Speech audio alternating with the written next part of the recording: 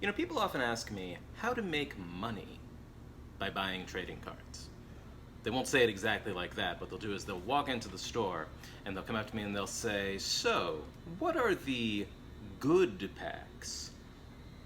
By which they mean, what are the packs where if they buy them, they can walk away with more money than they walked in with? So, if we're trying to make money by opening packs, the short answer is it's probably not going to happen, right? The value of the cards in a pack can vary. You can buy a pack that costs $5, $4, $6, whatever it is. Maybe you'll get a card that's worth $20, maybe you'll get a card that's worth $1. But on average, it's probably going to come out to a little bit less than, if not about the same as what you paid for the pack. So if you buy 100 of them at $5, you're probably not going to, on average, have $10 worth of cards per pack. Because if that was going to happen, the packs would just cost $10, right? Yeah. You could say, well, what if I get lucky, right? You could say, if I buy one pack and I happen to get a $20 card in it, well, I just made $15, right? And that's not a bad way to go about things, but remember that the more packs you buy and the more time goes on, the less it becomes luck and the more it just becomes the law of averages, right? If you buy one pack and get a $20 card, great.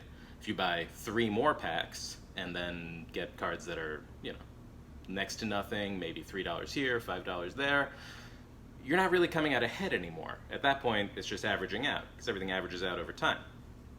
And you could say, well, what if at the very least I can buy things and make my money back? Then when I do happen to get lucky, then it's pretty much free, right? Well, not exactly. We have this term that we use in the hobby, making our money back, but often it's not really what it sounds like. If you go to the grocery store, and if you spend $20 on groceries, then you come home with $20 worth of groceries, you don't say, well, I went to the grocery store and I made my money back. You say, well, I spent $20 and now I have something of roughly equal value. You can open $20 worth of cards, but at the end of the day, you still have $20 less money for them. Cards aren't money. When the landlord comes around at the end of the month, you can't really say, well, look at all these Charizards I've got, do you accept those instead of cash? Or whatever you tend to pay your landlord in. And you could say, well, what about as an investment, right? Over time, I see that the prices of certain products go up, right? So what if I buy a product now, so that next year I'll sell it when the price has gone up and I'll make money?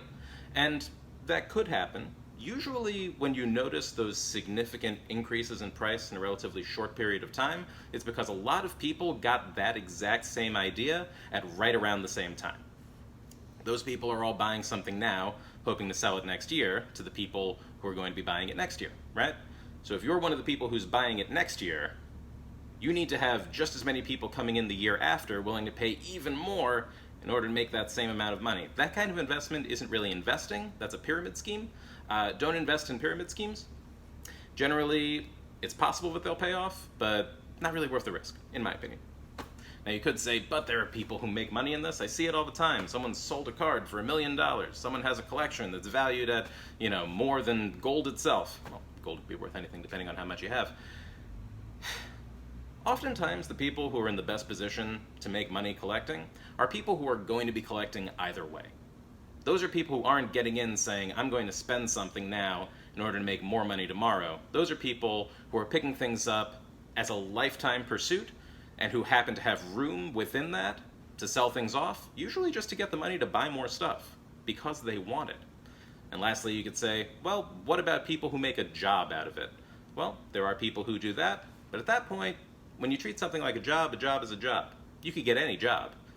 If you're collecting because you love it and you happen to try to want to have the opportunity to make a little bit of extra dollars here or there, it might be possible with a lot of work, still a lot of risk. If you're getting into things just because you see a pack and the randomness turns into dollar signs in your eyes, there are probably better places that could be spent.